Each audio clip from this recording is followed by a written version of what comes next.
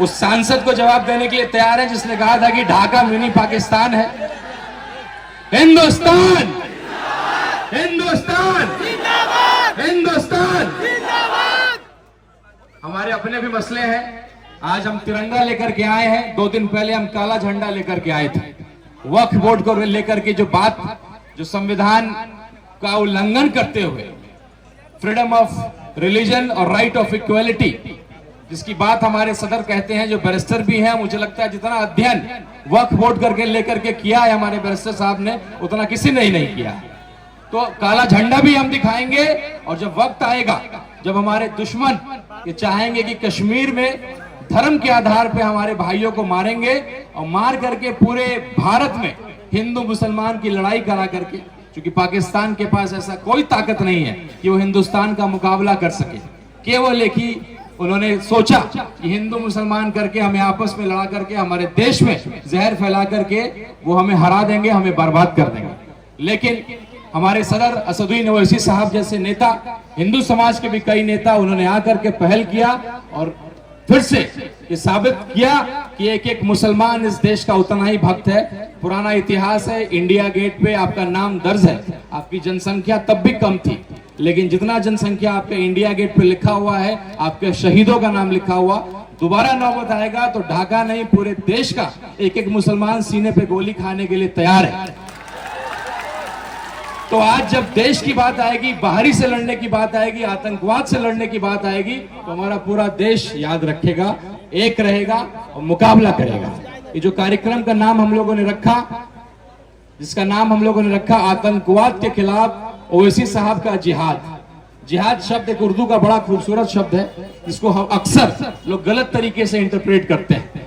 जिहाद का मतलब लफ्ज जिहाद, गलत तरीके की बातें। जिहाद का असली मतलब होता है किसी भी नाइंसाफी के खिलाफ लड़ना, संघर्ष करना, कुछ गलत हो रहा हो उसके खिलाफ संघर्ष करना। तो एक जिहाद है। जिस तरीके से हमारे सदर पाकिस्तान को जवाब दे रहे हैं, एक एक बात कह रहे हैं, वो हिंदुओं का भी गर्व से सीना फूल रहा है। वक्फ बोर्ड की बात आएगी, मैं एक हिंदू समाज का लड़का हूं। जब मैं अपने मंदिर में, मैं हिंदू होकर के जब मैं अपने मंदिर में किसी को कबूल नहीं करूंगा, किसी मुस्लिम भाई को, तो मैं कैसे अपने मुसलमान भाइयों के जमीन पे और वक्फ पे कहूंगा कि आप हिंदुओं को रखिए? ये बिल्कुल नाइंसाफी है। हम आपके साथ खड़े हैं उस मसले पे। एक एक हिंदू जो किसी पार्टी का सर्टिफाइड हिंदू नहीं है, एक सेकुलर हिंदू है, जिसने ये कसम लिया है कि भाई देश की एकता को बचा करके रखेंगे, किसी पार्टी के लिए, अपना राजनीतिक रोटी सेकने के लिए हम उसके लिए इस्तेमाल नहीं होंगे। मैं चुनाव लड़ा लोकसभा का, आप सबका मुझे बहुत साथ मिला। मैं 20 दिनों में टिकट लेकर के आया। आपके सामने मैंने हमेशा इस बात को रखने का प्रयास किया। कई लोग इल्जाम लगाते हैं कि मेरे भाई भाजपा से आते हैं। मैं 20 दिनों में अपने आप को साबित नहीं कर पाया, शायद इसलिए चुनाव में अच्छा वोट होते हुए भी कहीं ना कहीं हमारे संगठन कमजोर था। सीमांचल के बाहर हम उतने मजबूत नहीं थे, तो थोड़ा सा संगठन और हमारे लोग बिखर गए। 20 दिनों में मैं समझा नहीं पाया, लेकिन पार्टी ने मेरे समर्पण को देखा, मेरे त्याग को देखा, मेरे संघर्ष को देखा। हमारे बिहार के सदर अख्तर उल ईमान साहब, जिनको हम लोग आदर्श मानते हैं, आज सिद्धांत विहीन राजनीति में एक ऐसा व्यक्ति आपके बीच बैठा है जिसको करोड़ों रुपए का ऑफर मिला, मंत्रालय का ऑफर मिला, लेकिन उस व्यक्ति ने ठोकर मार दिया मंत्रालय को और उस पद को।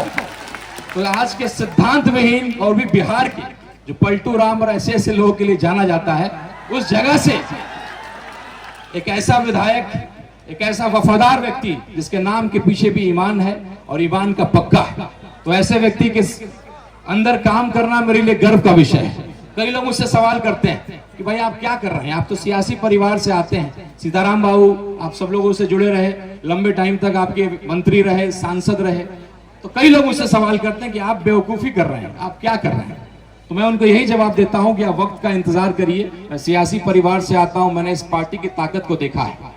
बाकी पार्टियों में कार्यकर्ता होते हैं, लेकिन इस पार्टी में दीवाने होते हैं, और उन दीवानों की दीवानगी में कल रात से देख रहा हूं। कोई गया से आ रहा है, कोई रोहतास से आ रहा है, हर जिला से, सीमांचल के मेरे जितने भी अतिथि आज आए हैं, तो ये दीवानगी है इस पार्टी की। और मुझे मालूम है कि अब मैं आपका विश्वास जीत चुका हूं। मैं आपके लिए लगातार काम कर रहा हूं, चाहे लहन ढाका का मुद्दा हो, जहां पूरे गांव के साथ अन्याय किया जा रहा है, उसका सवाल लहन ढाका का किसी ने उठाया तो अख्तर उल ईमान साहब ने उठाया। एक दलित के बेटे को बिजली विभाग ने प्रताड़ित करके उसका सुसाइड करा दिया, उसका मर्डर हो गया गलत बिजली बिल वसूलने के क्रम में। उसका सवाल किसने उठाया? अख्तर उल ईमान साहब ने उठाया। आज मात्र हमारे पास एक विधायक है, इसलिए हम हर मसले को नहीं उठा पाते हैं, लेकिन मुझे पूरा विश्वास है कि अब आप लोग का आशीर्वाद हमें मिलेगा तो बिल्कुल अगला सरकार जो बिहार में बनेगा बिना AIMIM के सपोर्ट के नहीं बनने जा रहा है। 4 विधायक हमारे थे, 4 को आपने, 5 विधायक थे, 4 को आपने तोड़ा है। विधायकों को तोड़ा था, तौसीफ भाई हमारे उपस्थित हैं, तो आपने विधायकों को तोड़ा, जनता को नहीं तोड़ा है।